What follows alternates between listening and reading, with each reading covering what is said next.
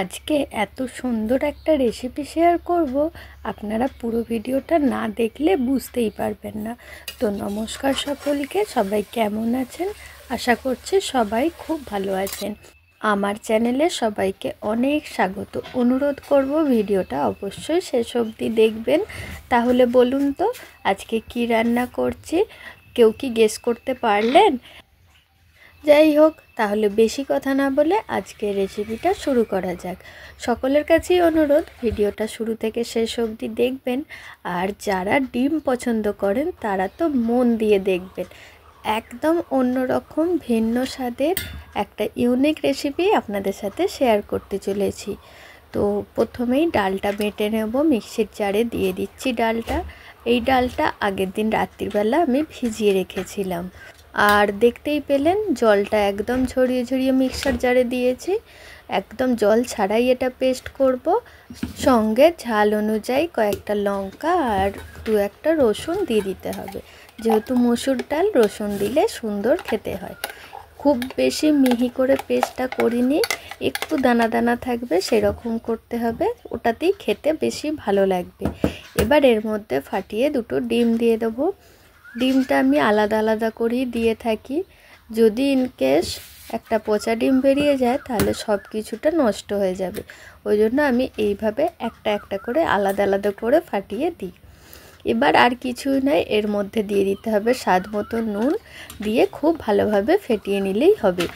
এইটা একেবারে মিক্সার জারে দিয়েও ঘুরিয়ে নেওয়া যেতে পারে, আমাকে দেখাতে হবে বলে আমি আলাদাভাবে দিলাম। মিক্সার জারে দিলে কি হবে, খুব ভালোভাবে মিক্সড হয়ে যাবে। তবে ডিমটা দিতে হবে ডালটা বাটা হয়ে যাওয়ার পর। কতটা ভালোভাবে মিক্সড করে নিয়েছি দেখতেই পাচ্ছেন আশা করি। এবার এখানে একটা শুকনো বাটি নিয়েছি, একদম খুব ভালোভাবে জলটা মুছে শুকনো করা। এই বাটির মধ্যে কিছুটা তেল ব্রাশ করে নিয়ে এই যে ব্যাটারটা ডাল আর ডিমের তৈরি করেছি এটা পুরোটাই এবার ঢেলে দেব।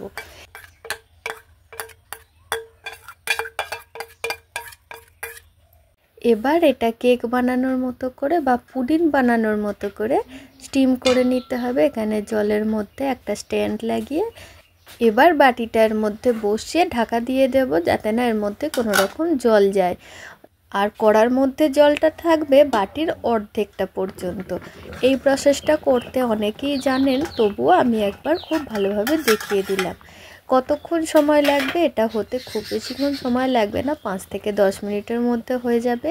এইভাবে একবার একটা ছুরি ঢুকিয়ে দেখে নেবেন, গায়ে যদি লেগে না যায় তার মানে ডিমটা সেদ্ধ হয়ে গেছে।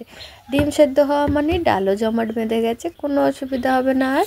এবার নামিয়ে সুন্দর করে কেটে নেওয়ার পালা। গা থেকে ছাড়িয়ে দিচ্ছি প্রথমে, তারপরে ধীরে সুস্থে করতে হবে। খুব বেশি তাড়াহুড়ো করলে কিন্তু হবে না, তাহলে যেহেতু ডিমের জিনিস তো ফেটে যেতে পারে।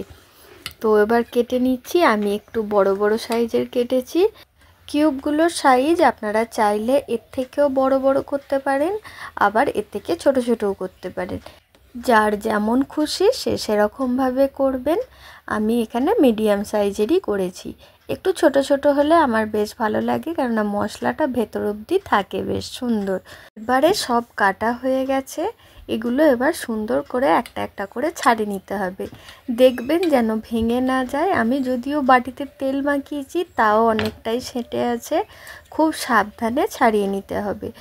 দেখুন কত সুন্দর তৈরি হয়েছে, খুব নরম হয়েছে, যেমনটা ঠিক চেয়েছিলাম ঠিক তেমনটাই হয়েছে। আমি তো বাটিতে তেল মাখিয়েছিলাম, তা সত্ত্বেও বেশ খানিকটা বাটিতে লেগে রয়েছে, সেঁটে গেছে। তো ওগুলোকেও ফেলবো না, ওগুলো সব ছাড়িয়ে নেওয়ার পর যেগুলো থেকে যাচ্ছে সেগুলোকে চামচে করে কুচো কুচো যেমন বেরোবে সেরকম বের করে রেখে দেব। ওগুলো যখন গ্রেভি বানাবো তখন গ্রেভির থিকনেসটা বাড়াতে সাহায্য করবে। দেখতেই পাবেন পরে আমি কিভাবে রান্নাটা করছি। তো বেশ খানিকটা তেল নিয়েছি, তেলেতে এই সমস্ত কিউবগুলোকে একবার ডিপ ফ্রাই করে নেব। খুব ভালোভাবে লাল লাল করে ভেজে নিচ্ছি, একবারে পোড়া পোড়া নয়, হালকা হালকা রং এসেছে ঠিক সেই সময় ভিডিওতে খুব ভালোভাবে দেখে নিন, বুঝে নিন ঠিক কোন সময় ভাজাটা শেষ করছি। ভাজাটা কিন্তু খুব কড়া হয়ে গেলে একদমই ভালো হবে না, কেননা তার মধ্যে গ্রেভিটা পৌঁছবে না। এবার এটার গ্রেভি বানানোর জন্য একটা শাহি যেহেতু নাম দিয়েছি, তো শাহি মশলা রেডি করতে হবে। তো 1 চামচ সাদা তেলের মধ্যে দিয়ে দিলাম 1 চামচ ঘি, তারই মধ্যে দিয়ে দিচ্ছি গোটা ধনে, গোলমরিচ, লবঙ্গ, একটুখানি দারচিনি, 4-5টা এলাচ। একটুখানি যখন ভাজা হয়ে যাবে, সুন্দর স্মেল আসবে, ঠিক সেই সময়তে দিয়ে দিতে হবে কয়েকটা গোটা রসুন আর কয়েকটা আদার কুঁচো। মশলাটা যতটা করতে চান সেই পরিমাণ অনুযায়ী করতে হবে। ধনেটা একটু কম মনে হচ্ছিল, তাই জন্য পরেও আবার একটু দিয়েছি। এগুলো একটু ভাজা হলে যখন সুন্দর সেন্ট আসবে, রসুন ভাজা, আদা ভাজা, তারপরে দেব পেঁয়াজ আর টমেটো। এটা দিয়ে খুব বেশিক্ষণ আর ভাজবো না, কয়েকটা কাজু বাদাম দিয়ে নামিয়ে নেব। নামিয়ে এটা সঙ্গে সঙ্গে পেস্ট করতে গেলে কিন্তু হবে না, এটা একটু ঠান্ডা করে পেস্ট করতে হবে। আমি একেবারে মিক্সির জারে তুলেছি, তবে ঠান্ডা করেই পেস্ট করেছি।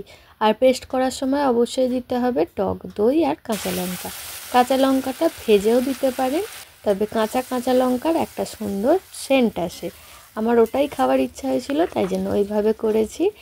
এবার ওই ঘি তেলের মধ্যে ডাইরেক্ট মশলাটা দিয়ে দিলাম, আর দিয়ে দিচ্ছি স্বাদ মতো নুন আর সামান্য একটু জিরে গুঁড়ো, যেহেতু জিরেটা তেলের মধ্যে দিইনি। আর কিছুটা কসুরি মেথি দিয়ে মশলাটা কিছুক্ষণের জন্য একটু নেড়ে চেড়ে নেব। আর হ্যাঁ, কাশ্মীরি লঙ্কার গুঁড়োটাও দিয়ে দেবেন, টেস্টটা আসবে খুব সুন্দর। আমি অনেকটা পরে দিয়েছি, যেহেতু এই সময় দেওয়ার কথা মাথায় আসেনি। একদম এক্সপেরিমেন্টাল রান্নাটা করছি, তো আমি টেস্ট করে নেওয়ার পর সব কিছু করছিলাম, বুঝে বুঝে করতে হয়েছে। আর ওই যে বাটিটা ঘষে ঘষে গুঁড়োগুলো তুলে রেখেছিলাম, সেগুলো দিয়ে দিলাম ঠিক এই সময়তে। সামান্য একটু গরম মশলা দিয়ে যেমনি ঝোলটা ফুটে যাবে, এবার দিয়ে দেব ওই ডালের কোপ্তাগুলো দিয়ে খুব ভালোভাবে একবার ফুটিয়ে নেব। ব্যাস, আর কিচ্ছু করতে হবে না। লাস্টে চাইলে 1 চামচ ঘি এর মধ্যে অ্যাড করতে পারেন, যেহেতু শাহি গ্রেভি বানাচ্ছি, তো ঘিটা দেওয়া টেস্ট ভালোই খুলবে।